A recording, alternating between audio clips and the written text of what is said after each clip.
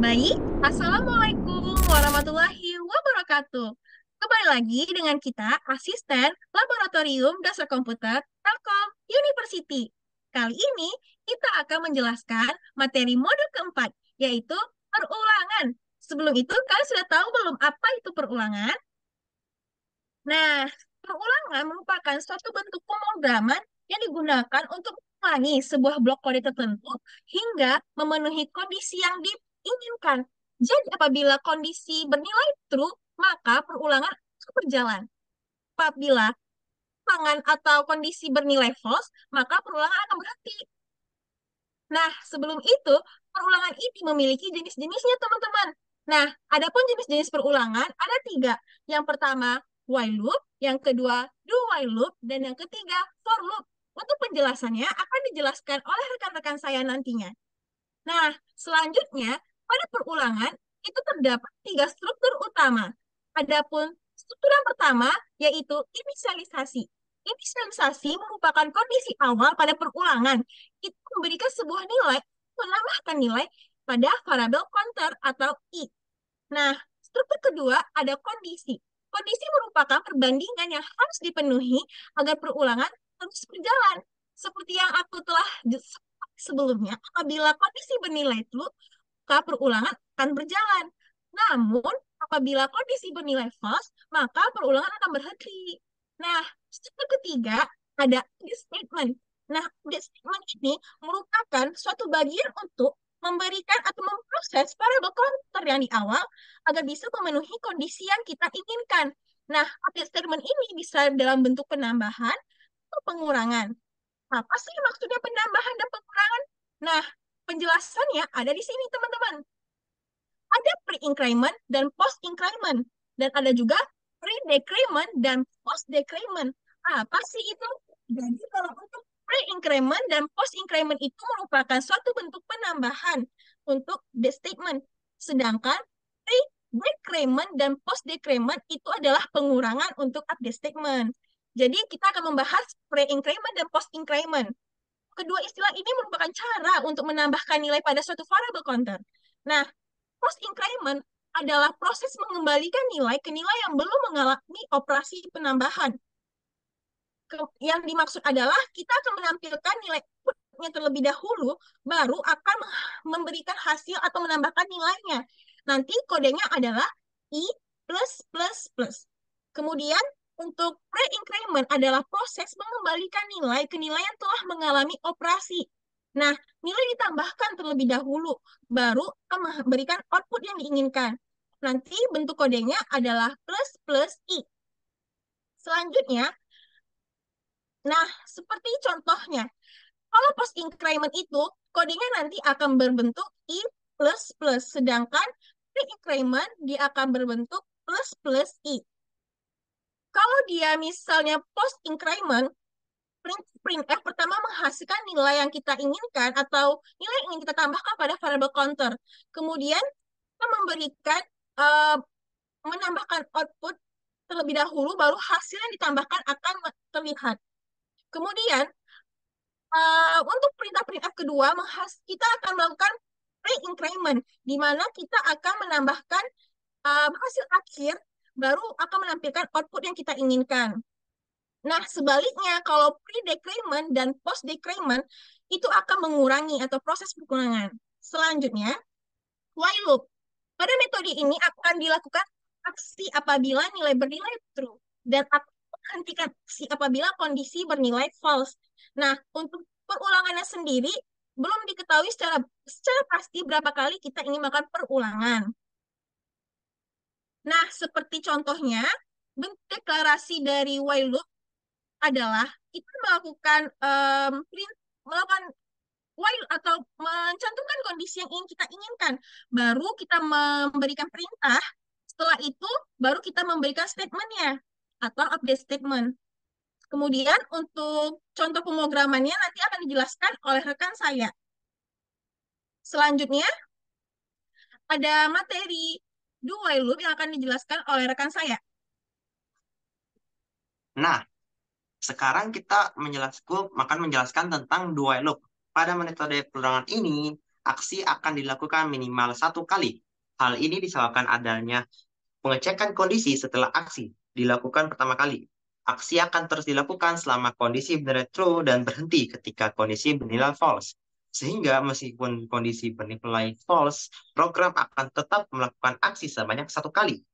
Nah, pada perulangan ini, jumlah perulangan belum diketahui secara pasti. Untuk contohnya bisa kita lihat di halaman sebelahnya.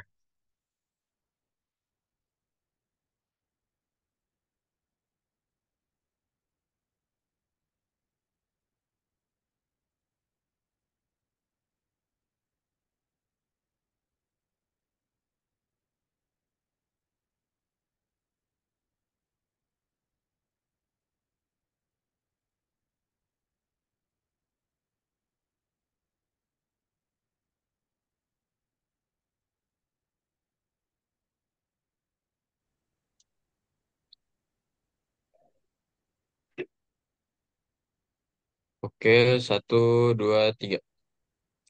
Baik, di sini aku bakal ngejelasin sebenarnya apa itu perulangan. Nah, di sini ada contoh perulangan menggunakan for loop. Nah, pada awal inisialisasi, kita menginisialisasi i sama dengan 0, lalu kita membuat kondisi, yaitu i kurang dari sama dengan 10, lalu ada update statement-nya di sini. Kita coba run aja. Nah, di sini program akan mengoutputkan print hello world sebanyak 11 kali. Kenapa? Karena kita dimulai dari 0, lalu i kurang lebih dari sama dengan 10.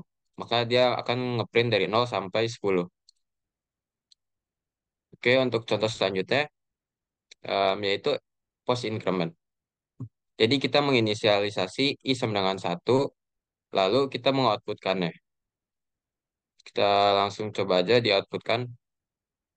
Nah, pada contoh yang pertama ini, dia akan menghasilkan nilai sama dengan 1. Lalu pada output yang kedua, dia akan menghasilkan nilai 2. Kenapa? Karena dia pada output yang pertama ada penambahan plus plus pada setelah i. Hal ini menyebabkan em, nilai variabel dioutputkan terlebih dahulu, lalu nilainya ditambah. Maka di output yang kedua, dia nilai akan menjadi 2. Lalu selanjutnya ada pre-increment. Kita menginisialisasi itu i91, lalu kita mengoutputkannya. Pada output yang pertama, sorry, lalu kita mengoutputkannya. Pada output yang pertama, nilai i langsung menjadi 2. Kenapa? Karena kita menambahkan terlebih dahulu sebelum i. Maka dia akan menambahkan lalu mengoutputkan. Lalu ada contoh lainnya yaitu post decrement. Nah, kita menginisialisasi bahwa i itu sama dengan 1. Lalu kita mengoutputkan ya. Pada program yang dioutputkan, i awalnya itu sama dengan 1, lalu i menjadi 0. Kenapa? Karena pada printout yang printf pertama, kita memanggil i, tapi kita menambahkan min min. Nah, ini update statementnya akan mempengaruhi nilainya menjadi eh, 1 dikurang 1. Karena nilai variabel i itu sama dengan 1. Dan min min itu adalah min 1. Maka yang dioutputkan yang kedua kalinya sudah bernilai 0. Lalu selanjutnya ada pre-decrement. Jadi kita pertama menginisialisasi i sama dengan 1, lalu kita mengoutputkannya. Kita coba aja langsung run codingannya. Nah, di sini program langsung mengoutputkan nilai itu sama dengan 0. Karena sebelum di-outputkan, kita menambahkan update statement yaitu min min i. Sehingga nilai i langsung dikurangi sebelum di-outputkan. Nah, di sini ada contoh perulangan yaitu while loop. Nah, pada programnya yang pertama kita ada inisialisasi i sama dengan 1, lalu while, dan di sini kita menaruh kondisinya i kurang dari 10. Lalu di sini kita ada menambahkan i plus plus sebagai update statement. Langsung kita coba run aja. Nah, program akan mengoutputkan nilai 1 sampai 9. Karena yang kita minta pada kondisi adalah kurang dari 10, yaitu 9 batasnya. Baik, selanjutnya akan dijelaskan oleh teman saya.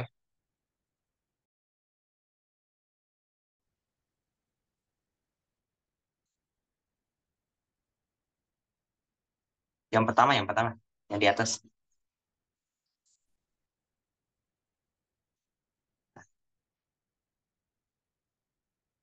Nah, selanjutnya akan ku menjelaskan tentang do while loop. Pada metode perulangan ini, aksi akan dilakukan minimal 1 kali. Hal ini disebabkan adanya pengecekan kondisi setelah aksi dilakukan untuk pertama kali. Aksi akan terus dilakukan selama kondisi bernilai true dan berhenti ketika kondisi bernilai false. Sehingga meskipun kondisi beneran false, program akan tetap melakukan aksi sebanyak 1 kali. Pada perulangan ini, jumlah perulangan belum diketahui secara pasti. Untuk contohnya, kita bisa lihat di slide berikutnya. Nah, di sini ada inisiasi variabel i dengan nilai 1. Nah, di perulangannya kita melakukan do dalam kurung while i kurang dari 10. Nah, loop do while yang menjalankan blok kode di dalam kurung berawal setidaknya 1 kali. Kemudian akan memeriksa kondisi apakah i kurang dari 10. Jika kondisi tersebut benar, maka loop akan berulang kembali. Nah, di sini ada printf, printf i. Jadi kita akan mencetak nilai i untuk yang diikuti dengan baris baru ada slash n. Nah, di situ ada lagi i plus plus, yaitu menambah nilai i dengan 1. Kemudian kita akan menjelaskan tentang for loop. For loop ini merupakan perulangan dengan jumlah perulangan yang telah diketahui dengan pasti. Perulangan ini digunakan jika kita sudah mengetahui berapa perulangan yang akan dilakukan. Untuk contohnya, bisa kita lihat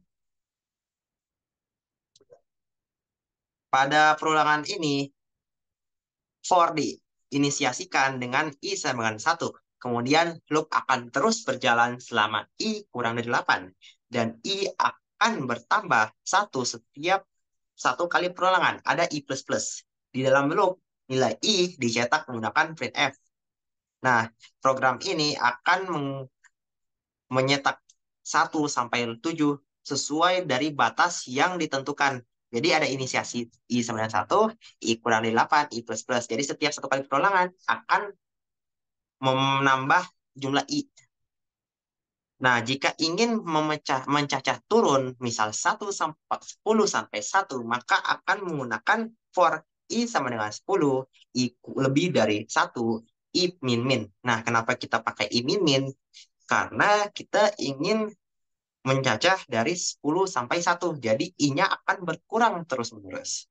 Nah, kita akan untuk contoh lanjutnya, memasukkan beberapa data menggunakan perulangan. Nah, di sini kita bisa melihat contoh programnya.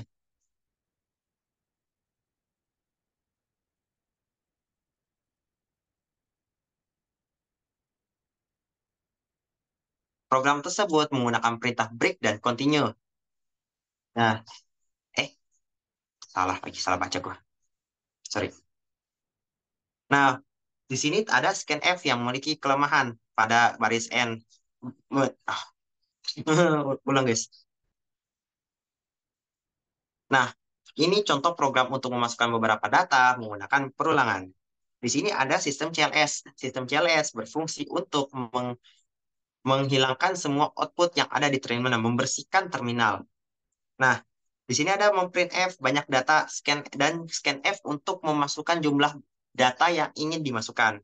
Di sini ada perulangan nih dengan inisiasi i sama dengan 1, i kurang dari n dan i plus plus. Nah, n tadi sesuai jumlah banyak data yang kita masukkan. Itu sebagai patokan berapa banyak perulangan yang ingin dilakukan. Nah, setiap perulangan akan mencetak nilai dan juga kita memasukkan berapa jumlah nilai tersebut. Di situ ada gecar. Gecar itu untuk mengosongkan memori, membersihkan memori input sehingga get dapat bekerja. Nah, get scanf ini kelemahannya itu di slash n atau baris baru. Jadi kita menggunakan get char agar gets bisa digunakan. Untuk yang berikutnya nih, perintah kontrol. Nah, perintah kontrol digunakan pada perulangan untuk mengubah hasil eksekusi perulangan dari keadaan normalnya. Berikut adalah contohnya.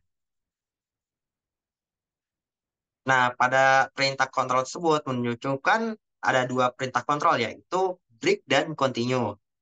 Nah, yang pertama adalah break. Break ini digunakan dalam sebuah loop for yang menyebabkan loop berhenti pada saat variabel i bernilai 7. Ini terlihat pada output di mana nilai 7 tidak dicetak dan loop berhenti pada nilai variabel i itu sama dengan 7.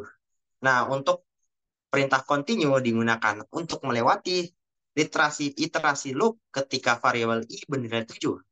Nah, akibatnya nilai 7 tidak dicetak, tetapi loop akan berlanjut sampai akhir.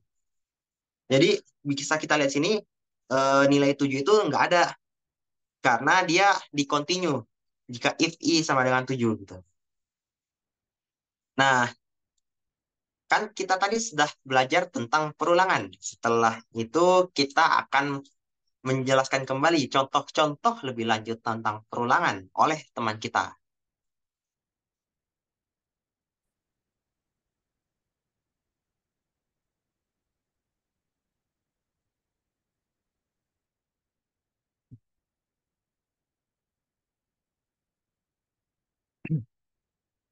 Oke, selanjutnya kita akan lanjut ke contoh yang berikutnya. Nah, di sini kita punya do while loop. Sebenarnya do while loop ini adalah lanjutan dari while loop. Tapi di sini kita ada penambahan di mana ada do. Nah, do ini sebenarnya adalah perintah yang akan dilakukan untuk apa sih yang akan kita lakukan di program kali ini. Nah, di sini kita lakukan inisialisasi pertama kali di mana i sama dengan 0. Maka kita mulai program ini dimulai akan dari 0. Kemudian ada do. Nah, do di sini perintah apa sih yang akan kita lakukan? Nah, di sini kita akan melakukan printf di mana akan mengoutputkan. Nah, di sini ada %d di mana %d ini adalah i. Nah, untuk update statementnya di sini kita gunakan post increment yaitu i++. Nah, kemudian kita baru taruh while-nya di belakang, di mana while-nya ini berisi kondisi. Nah, kondisi ini kita bisa sebut juga sebagai batas. Nah, di mana batas yang kita gunakan di sini adalah i kurang dari sama dengan 10. Karena di sini kurang dari sama dengan, maka batas yang bisa kita capai itu sampai di 10.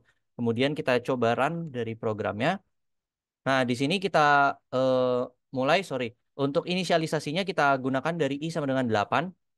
Nah, karena kita mulai dari 8 dan untuk kondisinya atau batasnya kita gunakan di 10, kemudian untuk update statement yang kita gunakan dengan post increment, maka untuk hasil outputnya adalah 8, 9, 10, di mana inisialisasi 8 dan kondisinya kurang dari sama dengan 10, dan untuk update statementnya adalah i++, sehingga outputnya akan mengeluarkan 8, 9, dan 10. Kemudian kita akan lanjut ke for loop. Nah, untuk for loop di sini, for loop dan while loop sebenarnya sama-sama perulangan, hanya saja di for loop ini sebenarnya lebih simple daripada while loop. Karena kita menginputkan inisialisasi, kondisi, dan update statement pada bagian yang sama. Nah, di sini kita masukkan inisialisasi di mana i sama dengan 0, kemudian untuk kondisinya i kurang dari 10. Karena tidak ada sama dengan di sini, maka i kurang dari 10 yang masih masuk dengan kondisi ini adalah maksimal di angka 9. Kemudian untuk update statementnya kita gunakan untuk post increment juga. Dan untuk apa sih yang dilakukan dalam perulangan kali ini adalah printf %d di mana d ini adalah i dan i-nya ini udah kita lakukan strukturnya di sini. Kemudian jika kita run, maka menghasilkan mengoutputkan angka 0 sampai 9 karena kita masukkan inisialisasi di 0 dan untuk batasnya atau kondisinya kurang dari 10, di mana kurang dari 10 itu 9. Dan update statementnya adalah i++, di mana i akan bertambah 1 setiap outputannya, maka akan mengoutputkan 0, 1, 2, 3, 4, 5, 6, 7, 8, sampai 9. Kemudian kita lanjut ke break. Nah, break itu sebenarnya apa sih? Nah, break itu sebenarnya simpelnya seperti katanya, break itu adalah berhenti atau stop. Nah, untuk contohnya di sini kita menggunakan for loop, di mana for untuk inisialisasinya kita gunakan 0 dan untuk kondisinya i kurang dari sama dengan 10 atau batasnya kurang dari sama dengan 10, Eh, dan untuk update statementnya post increment. Nah, di dalam program ini kita akan mengoutputkan persen %D, dan persen %D itu adalah I, di mana I-nya udah kita struktur di sini. Tapi di sini ada tambahan. If I sama dengan 5. Kalau I sama dengan 5, akan dilakukan break. Nah, sebenarnya simpelnya itu di sini. Kita akan coba run dulu. Nah, di sini simpelnya kita menambahkan break ini di sini untuk memberhentikan program perulangan ini pada kondisi di sini. Kalau misalkan ini bernilai true atau bernilai benar, maka dia akan melakukan break. Nah, di sini kita akan melakukan perulangan dari 0 sampai kurang dari sama dengan 10 dan akan bertambah 1. Nah, di sini ada 0, 1, 2, 3, 4, 5. Dan 5 di sini bernilai true terhadap kondisi if di dalam sini. Sehingga dia akan melanjutkan ke program break di sini, di mana break itu berhenti. Maka dari itu programnya berhenti sampai dengan angka 5. Kemudian untuk program selanjutnya ada continue. Nah, continue ini sebenarnya simpelnya kita bilang untuk skip. Eh, skip itu gimana sih? Nah, kita di sini menggunakan for loop lagi, di mana inisialisasinya 0 dan kondisinya kurang dari sama dengan 10. Dan untuk update statementnya post increment juga. Nah, di sini ada tambahan if I sama dengan 0, if sama dengan 9, continue. Mirip seperti break tadi, tapi di sini kita isi dengan continue. Nah, kita akan coba run dulu agar mempermudah contohnya. Nah, di sini pada output yang dihasilkan angka 9 nggak ada. Nah, ini sebenarnya dampak dari continue ini sendiri. Nah, pada saat dia memasuki angka ke-9, nah dia mengecek terlebih dahulu ke dalam if ini. Dan ternyata bernilai true, dia akan melakukan continue. Di mana continue ini sebenarnya untuk men-skip. Jadi dia jika bernilai true, dia akan melewati angka itu dan akan lanjut ke perulangan berikutnya. Dan dia akan berhenti tetap pada 10 pada kondisi yang kita inputkan di awal. Oke, terakhir kita ada aplikasi for loop. Nah, ini sebenarnya untuk aplikasi yang udah kita pelajari dari sebelumnya. Di sini kita juga menginputkan stdlib, di mana kita gunakan untuk sistem CLS yang sudah tadi dijelaskan di awal.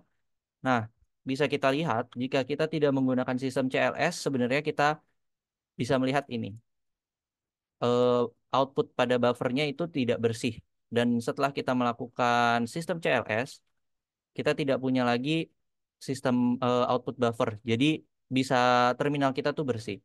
Nah, di sini kita punya eh, printf masukkan jumlah data. Nah, di sini kita diminta untuk memasukkan jumlah data terlebih dahulu. Kemudian setelah kita masukkan jumlah data, nah kita baru masuk ke for loop-nya itu sendiri atau perulangannya. Nah, jadi di sini tuh kita sebenarnya simpelnya menentukan untuk kondisi kita sendiri. Jadi menentukan batas dari kita sendiri. Maka dari itu kita masukkan inisialisasinya tetap dari 0. Dan untuk kondisinya I kurang dari N. Kenapa sih kurang dari N? Karena N itu dari inputan yang kita ingin masukkan jumlah datanya. Jadi batasnya di mana? Kita ingin memasukkan jumlah data tuh maksimalnya di mana. Maka dari itu kita masukkan kondisinya kurang dari N. Jadi ini tuh depends sama si eh, penginputnya dari kitanya. Kita mau input berapa, nah dia akan berhenti di kondisi ini. Dan untuk update statementnya kita tetap lakukan menggunakan post increment. Dan untuk apa sih yang dilakukan di programnya? Nah, kita menginputkan untuk nilai dan nama.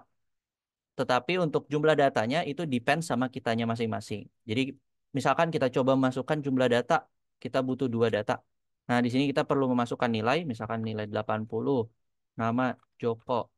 Nah, kemudian satu lagi, karena kita memasukkan 2, kemudian kita diminta satu lagi. Nilai 90, nama Anwar. Nah, secara langsung setelah kita memasukkan kedua data ini, program akan berhenti. Karena apa? Karena kita memasukkan jumlah datanya 2. Nah, misalkan kita coba masukkan jumlah data dengan angka yang lain. Kita coba 3. Kita masukkan angka 80, nama, kemudian nilai lagi, nama. Nah, di sini kita berubah dari yang sebelumnya kita masukkan jumlah data 2 dan perulangannya berhenti pada 2. Nah, jika kita masukkan jumlah data 3, dia akan melanjutkan ke perulangan yang ketiga. Terakhir. Nah, tetap akan berhenti pada perulangan yang kita minta untuk masukkan jumlah datanya. Mungkin sekian dari penjelasan dari kami. Mohon maaf apabila ada salah kata dan mohon maaf jika masih ada kekurangan. Semoga teman-teman bisa memahaminya dengan baik. Sekian dari kami, terima kasih.